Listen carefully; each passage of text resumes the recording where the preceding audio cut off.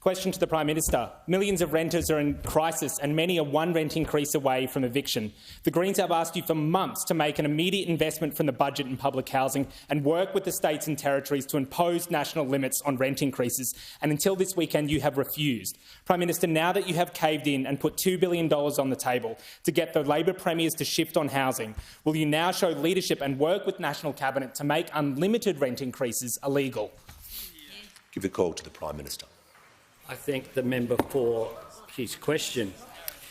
And it's a pity that the Greens political party have chosen to make themselves irrelevant to the debate. Because by refusing to participate, just like the coalition do, on these issues, they can take no responsibility for anything that this government does.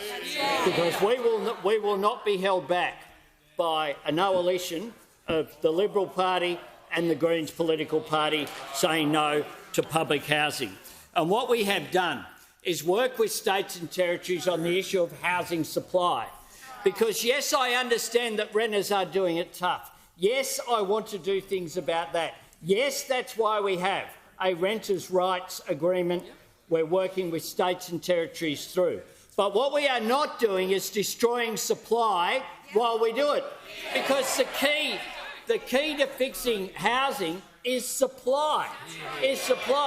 And if we did what those opposite want us to do, there would be less supply of housing going forward. And that is what they don't seem to comprehend. The fact is that those opposite have prioritised protesting, they've prioritised building up a profile, they've prioritised politics rather than prioritising building public housing, which is why they voted against in the Senate to block the bill by deferring it. And I say this, at least those opposite in the Liberal Party don't pretend. They would have the guts to vote against public housing. I say to the Greens, in deferring this legislation yet again, they should have had the guts, as I said to the Leader of the Greens this morning, at least have the guts to vote against it. To say that you're against 30,000 additional social housing units, including housing for women and children escaping domestic violence, including housing for veterans, including housing for those in Indigenous communities. There are a range of things open to the government to do on policy-wise that we don't need a Senate which has decided to block everything. We'll take up those options. We certainly did on Saturday in announcing $2 billion of public going forward.